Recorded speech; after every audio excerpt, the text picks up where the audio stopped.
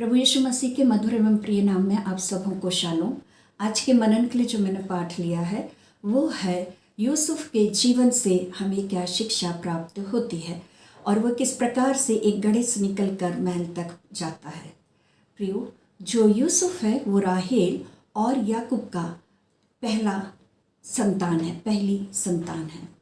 परंतु याकूब की संतानों में यदि हम देखें तो वो 11वें नंबर की संतान है और उसे उसके भाइयों के द्वारा गुलामी के लिए बेच दिया गया। फिर वो जेल में डाला गया, फिर वो मिस्र का शासक भी बनता है और फिर उसके भाइयों के से और उसके पिता से उसकी मुलाकात होती है और परमेश्वर उसे बहुत आशीषित करता है। सो आइए हम देखें कि यूसुफ के जीवन में ऐसे कौन से गुण थे जिसके कारण परमेश्वर उसके संग संग रहता था और परमेश्वर ने उसे आशीषित किया। जो भी कामों में वो हाथ लगाता था उसे परमेश्वर सफल करता था। सो पहली बात हम देखते हैं ईमानदारी और वफादारी। वो परमेश्वर के प्रति ईमानदार था, अपने स्वामी पोतीपर के प्रति वो ईमानदार था। परमेश्वर यहोवा यूसुफ के संग संग रहता था और जिस भी कार्यों में वो हाथ लगाता था उससे वो सफल करता था और वो एक भाग्यवान पुरुष हो गया था। और इस बात को पोतीपर ने नोटिस करा कि परमेश्वर उसके साथ रहता है और परमेश्वर उसके द्वारा किए गए सब कार्यों को सफल बनाता है और इसलिए पोतीपर की भी अनुग्रह की दृष्टि यूसुफ पर हो जाती है और इसलिए वो यूसुफ पोतीपर की सेवा टहल करने के लिए नियुक्त किया जाता है। उसके साथ साथ वो पूरे घर का अधिकारी बन जाता है, यानी पोतीपर यूसुफ को अपने घर का अधिकारी बना देता है, अपनी सारी संपत्ति का अधिकारी बना देता है। और जब से यूसुफ ने पोतीपर के घर का संपत्ति का अधिकारी बना तब से परमेश्वर यहोवा पोतीपर को भी आशीषित करने लगा और उन्हें आशीष देने लगा। सो प्रियो, हमें पहली बात जो शिक्षा हमें मिलती है वो ये है कि हमें परमेश्वर के प्रति और मनुष्यों के प्रति ईमानदार होना है। और हम ये भी देखते हैं कि जब वो जेल में डाला गया उस समय भी परमेश्वर यहोवा यूसुफ के साथ था और दरोगा की दृष्टि, अनुग्रह की दृष्टि भी यूसुफ के ऊपर होने पाई, क्योंकि जो भी कार्य उसे दिया जाता था वो उन कार्यों को बहुत अच्छे तरीके से करता था और उसके कार्यों से दरोगा प्रसन्न होता था और इसलिए दरोगा की भी अनुग्रह की दृष्टि उस पर हुई। सो प्रियो, वो अपने काम के प्रति ईमानदार था, वो परमेश्वर के प्रति ईमानदार था, वो मनुष्य के प्रति ईमानदार था। सो आइए हम भी अपने काम के प्रति, अपने परमेश्वर पिता के प्रति, अपने मनुष्यों के प्रति, जिनके भी कॉन्टेक्ट्स में हम आते हैं, अपने परिवार के प्रति, अपने अधिकारियों के प्रति ईमानदार बने। दूसरी बात हम देखते हैं प्रलोभनों का विरोध करना। जब पोतीपर की पत्नी ने उससे शारीरिक संबंध बनाने के लिए उस्काया या फंसाने की कोशिश करी उस समय, या उसने दबाव डाला, उस समय वो दबाव से नहीं हारा। उसने क्या करा, यूसुफ ने उस सिचुएशन से वो भाग गया। वो इस बात को जानता था कि मेरा संबंध मेरे परमेश्वर यहोवा के साथ घनिष्ठ है और यदि मैं किसी भी प्रकार का गलत काम करूंगा सो वो परमेश्वर के विरुद्ध मेरा पाप होगा।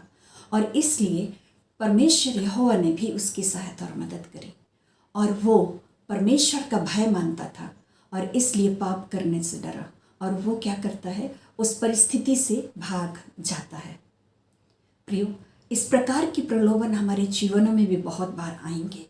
संसार की अभिलाषाएं, शारीरिक अभिलाषाएं, आँखों की अभिलाषाएं और सब प्रकार के वे कार्य जो कि हमें परमेश्वर की नज़दीकी से दूर ले जा सकती हैं, ऐसे बहुत से कार्य हमारे जीवनों में आएंगे, ऐसे बहुत से प्रलोभन हमारे जीवनों में आएंगे।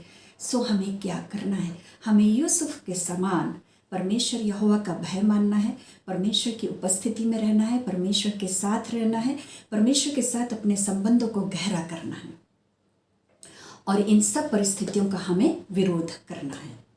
तीसरी बात जो है वो हम देखते हैं कि ईश्वर के द्वारा या परमेश्वर के द्वारा दिए गए अवसरों का हमें लाभ उठाना है। हम देखते हैं कि जब फिरौन राजा ने एक स्वप्न देखा और उसका अर्थ बताने वाला कोई नहीं मिला, तब एक व्यक्ति ने फिरौन को इस बात के बारे में बताया कि जेल में एक व्यक्ति है जो कि स्वप्नों का अर्थ बताता है और जो भी वो बताता है वो सही निकलता है। सो फिरौन क्या करता है, फिरौन राजा यूसुफ को जेल से बाहर निकालता है और जब यूसुफ राजा के सन्मुख लाया जाता है तब वो राजा को उसके स्वप्नों का अर्थ बता देता है। न केवल स्वप्नों का अर्थ बताता है, परंतु उस आने वाली अकाल से किस प्रकार से निपटा जाए उसका भी सलूशन वो देता है। और इस प्रकार से हम देखते हैं कि उसको जो यूसुफ रहता है उसको राजा क्या करता है, मिस्र का एक शासक बना देता है। और फिर सारे मिस्र के लोग उसके गाइडेंस में प्रत्येक कार्यों को करते हैं। जैसा जैसा वो बोलता गया यूसुफ, वैसा वैसा उन लोगों ने करा। और आने वाले 7 साल अकाल के लिए उन लोगों ने इतना अनाज बटोर लिया कि उन्हें किसी भी प्रकार की कोई कमी और घटी नहीं होने पाए। सो प्रियो, जो अवसर हमें परमेश्वर देता है ना, उसका हमें लाभ उठाना है। चाहे विपरीत परिस्थिति भी हो, उसमें भी परमेश्वर हमारे मस्तिष्क को ऊंचा करेगा, हमारी महिमा बढ़ाएगा।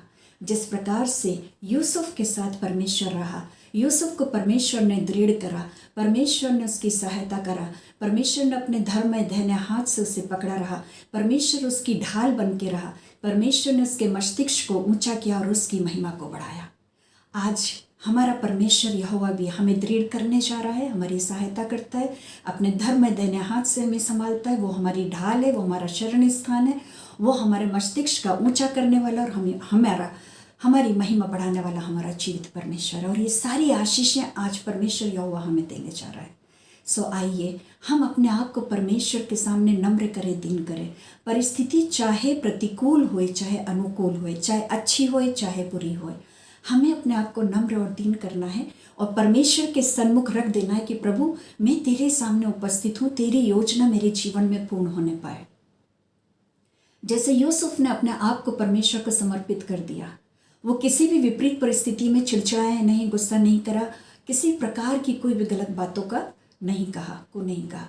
उसी प्रकार से हमें भी अपनी हर एक परिस्थितियों में नम्र और दीन बन के अपने आप को परमेश्वर को समर्पित करना है, क्योंकि हमारा जीवित परमेश्वर हमारे साथ रहता है और हमारी महिमा करता है और हमारे मस्तिष्क का ऊंचा करता है। वो हमें सिर बनाता है, वो पूंछ नहीं बनाने देता है। आप देखिए, वो गड्ढे से निकाला गया और अब महल तक वो पहुंच गया।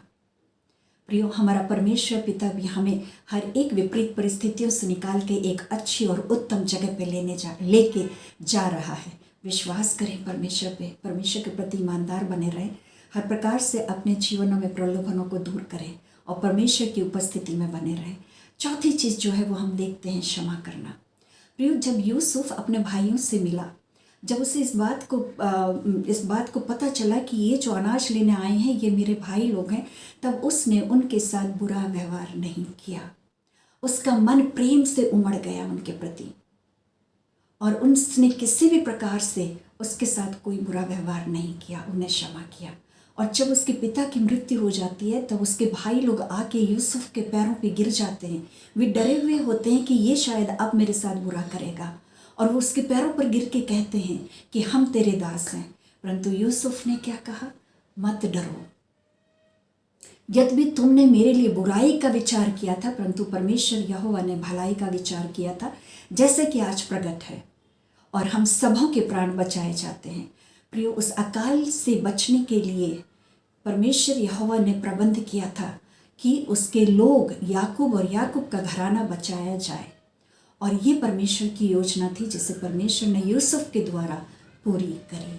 प्रियो, जब हम परमेश्वर की संगति में रहते हैं तो हमें क्षमा करना है सभी लोगों को, जो भी हमारे विरुद्ध पाप करे या हमें सताए या ज़बरदस्ती हमारे विरुद्ध में अन्य प्रकार की बातें करे, हमें उन्हें क्षमा कर देना है।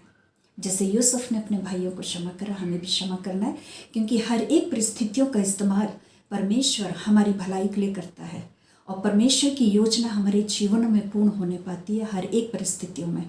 इसलिए हमें परमेश्वर के सामने नम्र और दीन बनना है और सबों को क्षमा करना है। पांचवी और आखिरी बात हम देखते हैं कि वो बहुत आशीषित हुआ।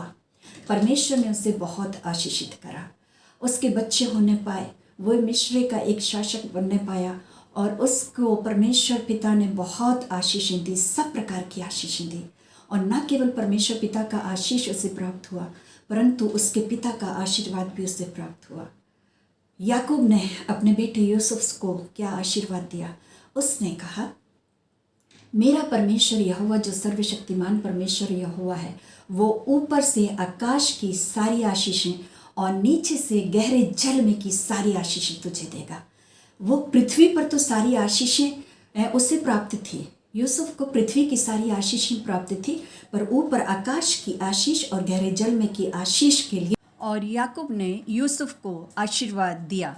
सो आज हमारा परमेश्वर यहोवा भी हमें सब प्रकार की आशीषें देने के लिए तैयार है। क्या हम तैयार हैं प्रभु के साथ आगे बढ़ने के लिए? क्या हम अपने जीवन को प्रभु को देते हैं कि प्रभु तू इसे ले और इसे इस्तेमाल कर और अपनी महिमा के लिए इस्तेमाल कर और तेरी योजना हमारे जीवन के द्वारा पूर्ण होने पाए।